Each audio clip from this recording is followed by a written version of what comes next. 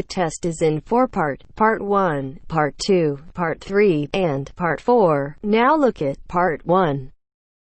Part 1. You will hear a student phoning to inquire about a car for sale. First, you have some time to look at questions 1 to 7.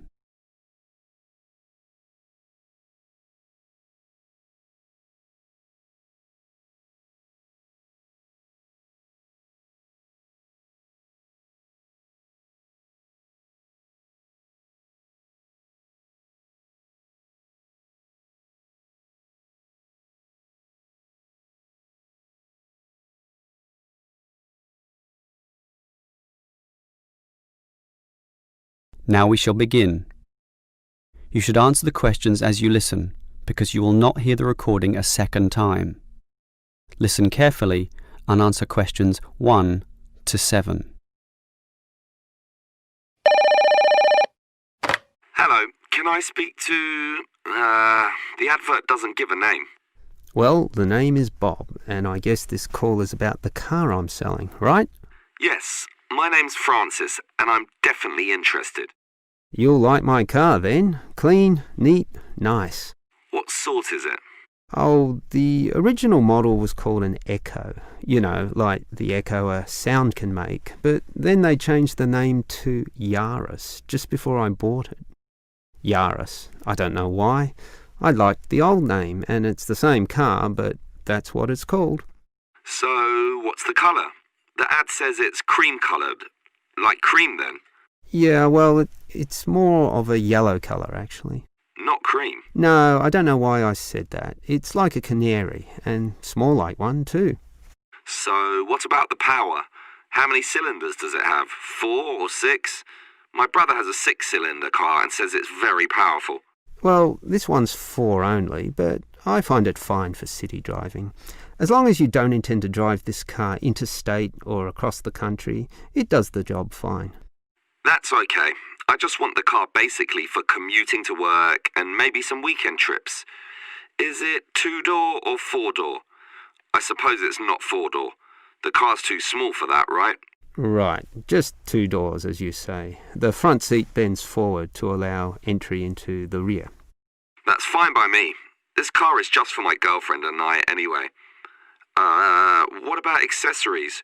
Radio, CD player, anything else? Does it have an air conditioner? Well, no, it doesn't, but I don't find that a problem. I just open the window. I mean, if you really want, you can pay to have an AC installed. Basically, the only additional feature this car has is a radio, but it's still a great deal. That depends on the price. You say you want $12,800, right? Yep, about that. Well, obviously you expect the price to be reduced to an even figure, right? Well, I don't know. $12,000. $12,500, maybe. If you can lower it a bit, I'll come and have a look, okay? Okay. Let's say $12,400, but I won't lower it any more than that. Certainly not to $12,000. Well, if I can get that better price, I may come over this afternoon. But what year is this car? How old is it? My brother's got a 12-year-old car and it's showing problems. Well, my car was brand new only 3 years ago, but it still looks like it's only been 1 year on the road. Okay, that sounds good. Before you hear the rest of the conversation, you have some time to look at questions 8 to 10.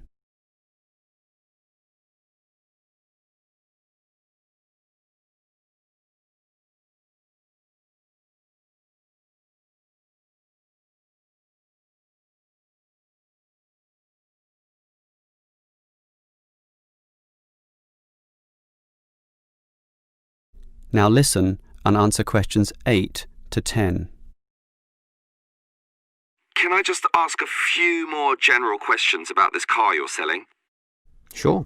Can you just tell me why you think it's such a good deal?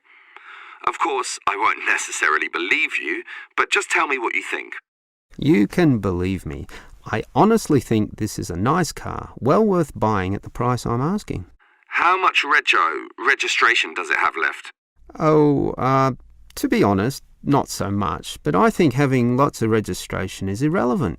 It's the car you're paying for, the quality and advantages of the engine itself. Well, what about that then? Okay, many people like to accelerate down the freeways, right? There are a lot of speed demons out there who think quickness is all that matters, but basically, people are mostly trapped in city traffic. So one of the things I like is that because this car is small, you can put it anywhere. Say you're in the city wanting to duck into a shop. Well, you can fit this car in any little space while you go shopping or do other things, and that saves you a lot of time. Yeah, but it's not that powerful, right? Oh, sure, the feel of a smoothly purring 6-cylinder engine attracts many people, but I compare my car to those small football players with the tight turning circles, those who can run rings around the larger players. This car is like that. It can turn this way and that way, dodge here, duck in there, sneak around corners, squeeze ahead and grab a position. That's also very useful when travelling in city traffic. Okay, I'll think about it. Sure, think about it, but all these advantages are sound and appeal to other buyers as well. No one holds the same car forever, so you can say exactly the same things that I just said when you want to sell the car. That will make it very easy for you to pass this car on to the next buyer. Yeah, maybe you're right. That is the end of part 1. You now have half a minute to check your answers.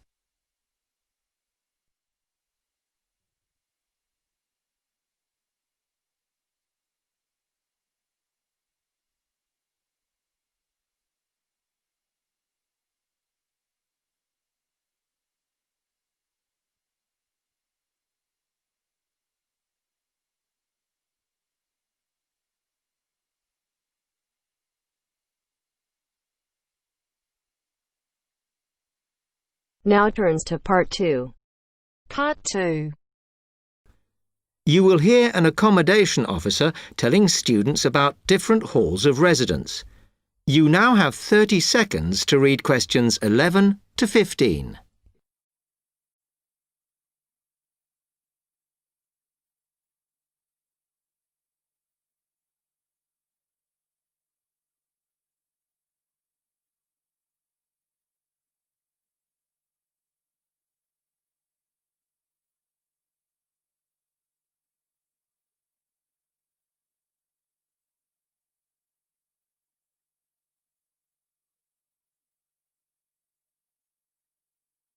Good afternoon, and welcome to Stanton University. I'm here to tell you about the various halls of residence we have available, should you choose to come here. We aim to offer accommodation in halls to all first-year students, and you'll find there's a good variety to choose from. First of all, there's Brown Hall, which, as you'll see, is not the most modern of buildings, but it is very popular with some students. It's got a good sense of community, some nice refurbished kitchens, and unlike the other halls, it has recently had a gym built in its basement. Another option is Blake Residence, which is built like a large house, and so everybody cooks and eats together. It has its own sectioned-off bit of private garden and is even more peaceful because this is an all-girls residence. Although, of course, boys are allowed to visit the hall and, I understand, frequently take part in cooking dinner. The largest hall we have is Queen's Building, and this has been upgraded recently. The original parking area has been built on so that the hall now has a large common room, and each bedroom now has its own shower room, which many students regard as a real bonus.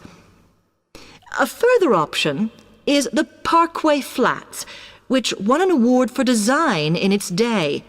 And this building now has a preservation order on it. This has meant that only a limited amount could be done to upgrade it, and the surrounding area is important, so parking is not permitted around the flats. However, the flats do have many extra facilities, such as a special computer room, a small library, and a self-service restaurant. The cost of breakfast, lunch, and dinner is covered in the fees for this hall, so it does look a bit more expensive. The last residence we can offer you is Temple Rise, which again is slightly more expensive than other halls as the rooms are larger. This has got very lovely views across to the coast, and this more than compensates for the fact that bathrooms here are shared between 6 students. However, the hall has domestic staff who clean the rooms once a week, so this is perhaps an attractive option for the messier amongst you. You now have 30 seconds to read questions 16 to 20.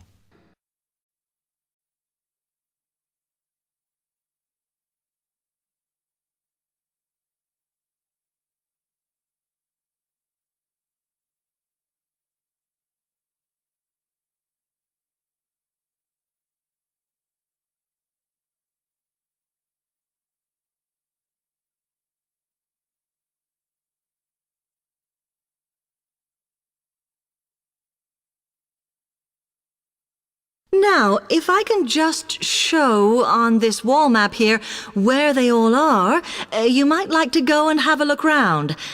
If you come into the main university entrance, at the first junction, you'll find that Brown Hall is on the corner opposite the theatre. So you're nice and near the station here, though I think it can get a bit noisy with traffic. The same applies to Blake Residence, which is directly facing the junction to the university entrance. These halls are often used by medical students and such like, as they're out all day, so don't notice the noise. Anyway, if you then walk along Campus Road towards the main circle, you'll see the library on the corner, and Queen's Building is just past that as you head north.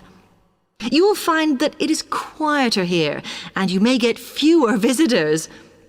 By the way, the circle is quite a feature of the campus, as it's set into the hills and has a brand new sports center in the middle. It's worth going to look around it. Now, the Parkway Flats are on the opposite corner to the library, facing the circle, as you head towards the main buildings. The main buildings are only about a 5-minute walk from here, and places in these halls go quickly, so my advice is to reserve your place as soon as possible. Then Temple Rise is inside the circle, next to the sports center, but further from the main university buildings. Now, if you'd like to go off and physically look...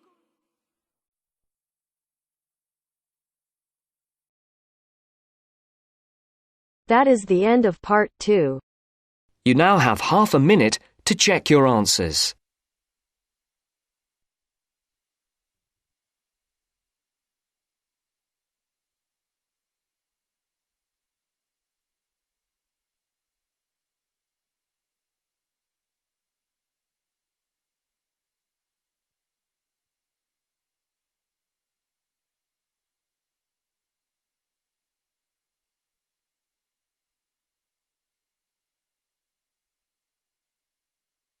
Now turns to part 3.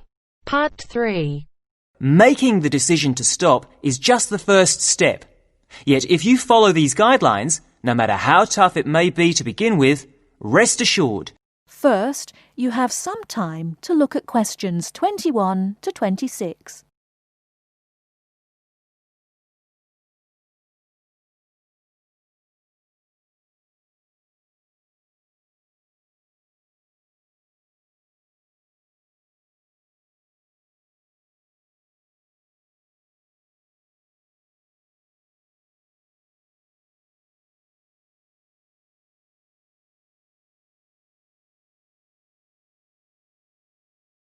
Now listen carefully and answer questions 21 to 26. Good afternoon. Welcome to Stop Smoking Now. You're all here today because you've decided to stop smoking. However, making the decision to stop is just the first step. Yet if you follow these guidelines, no matter how tough it may be to begin with, rest assured you will be on your way to becoming what you want to be, an ex-smoker. The first thing to remember is that there is not only one way. What I'll give you today are various methods you can choose from. They all work and they can all help. The first method I would recommend is based on something we all have, but in different degrees, namely willpower.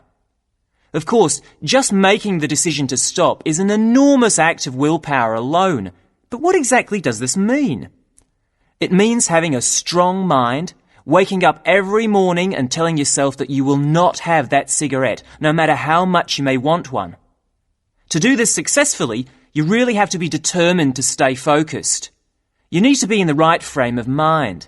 But this isn't as easy as it may sound, and it may mean doing other things to take your mind off having that cigarette, particularly when the urge is strong.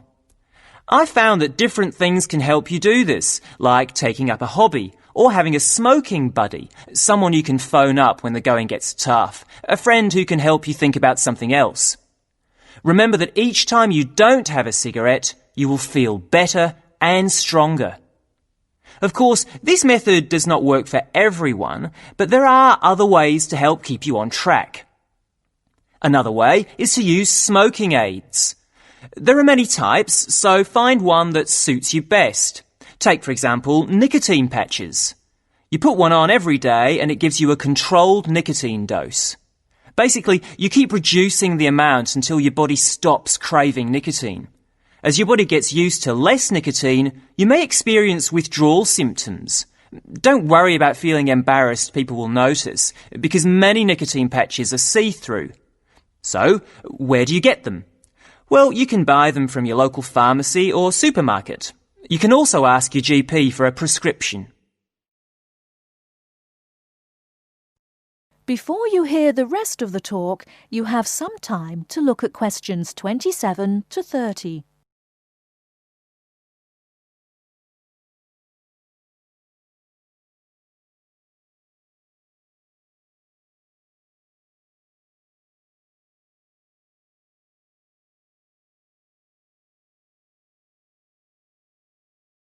Now listen and answer questions 27 to 30. Another method that is becoming more popular is alternative therapies. Giving up smoking is not only difficult for your body, but also your mind, as the emotional stress can be really severe. One therapy that springs to mind is acupuncture. This can help you relax, calm you down, making you much more likely to want to give up. Acupuncture usually lasts between 50 to 90 minutes. As your body and mind become stronger, you should need fewer sessions. The good thing about acupuncture is that it takes harmful toxins caused by smoking out of your body.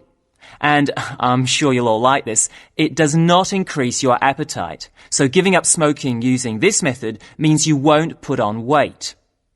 It can take as few as 5 acupuncture sessions to cure you, but of course this depends on the type of person you are. I suppose one of the biggest advantages of using this method is that there are almost no withdrawal symptoms because it works from the inside. What I mean by this is that acupuncture takes away your wanting to smoke, and this feeling, on top of the feeling of calmness, stays with you after the treatment is over. At the end of the day, it doesn't really matter which method you choose. What's important is that you make the decision and then stick to it no matter what. If you give up, think of the money you'll be saving. There is no better time to start than today. You can kick the habit for good. That is the end of part 3. You now have half a minute to check your answers.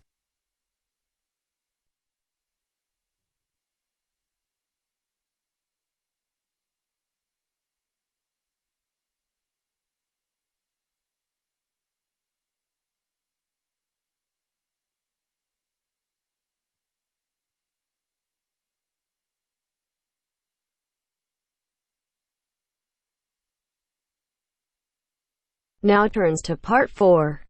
Part 4. You will hear an environmental studies student giving a presentation about his project on saving an endangered species of plant. Now you have some time to look at questions 31 to 40.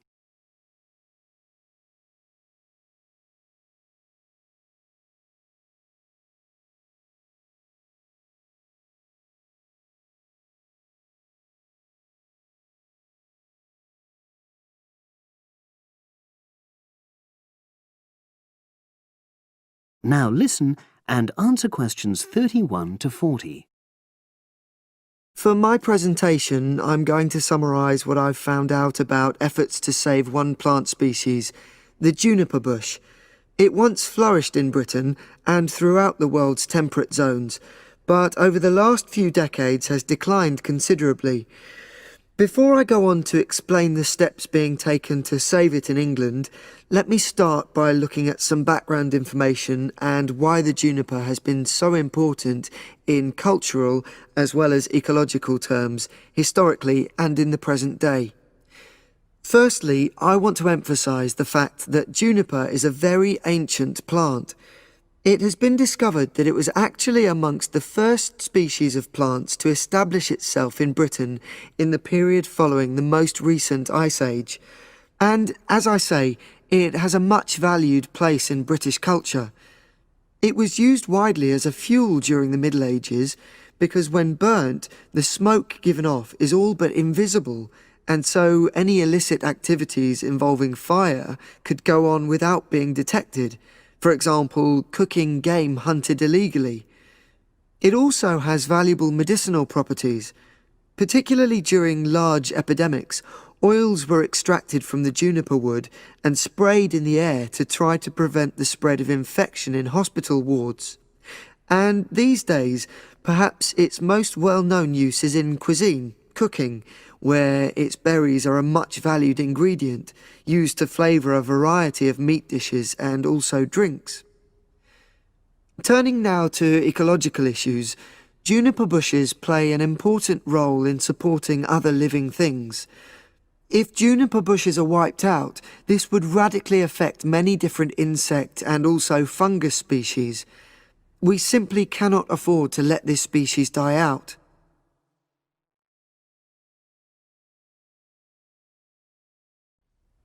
So, why is the juniper plant declining at such a rapid rate? Well, a survey conducted in the north and west of Britain in 2004-5 showed that a major problem is the fact that in present-day populations, ratios between the sexes are unbalanced, and without a proper mix of male and female, bushes don't get pollinated. Also, the survey found that in a lot of these populations, the plants are the same age, so this means that bushes grow old and start to die at similar times, leading to swift extinction of whole populations.